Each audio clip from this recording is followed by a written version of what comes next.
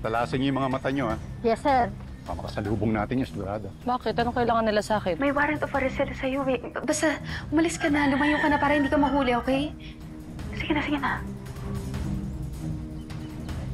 Yun yung suspect! Ah!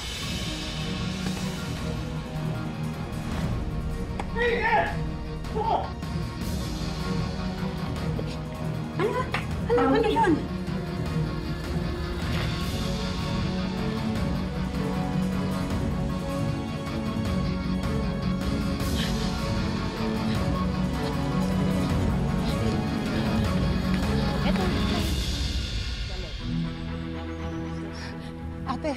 Ate, patago lang ako saglit, May ginagawa mo dito? Hindi, may humahabol lang sa akin. Tulungan niyo lang ako. Ay, naku! Hindi! Ate, saglit madami lang sa naman. gulo mo. Hindi, umalis ka rito. Umalis ka rito. Hindi. Sa iba ka magtago.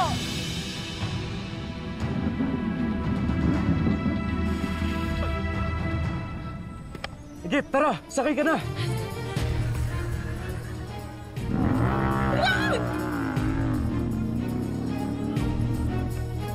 Habulin niyo! Tiga, sumubid!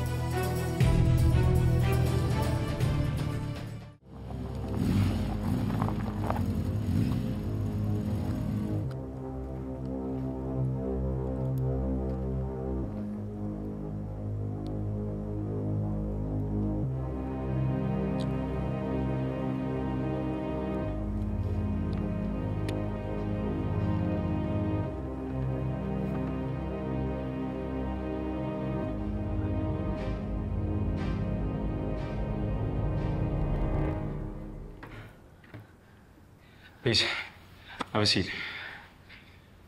My friend owns this place. Dito ako tumatambay pag may out-of-town gigs ako. Ikit, wala masyadong kapitbahay dito kaya walang makakakilala sa'yo. I think it's best na dito ka na lang muna magstay while we come up with what to do next. Hey, kid, look at me. You're okay now. Okay, I promise you, you're safe. No one's going to take you away.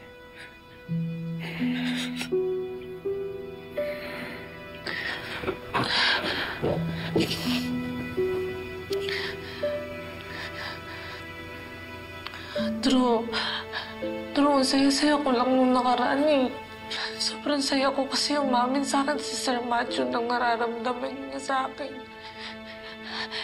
Sinabi niya sa akin na hindi na itutuloy yung resort casino doon sa Daraitan.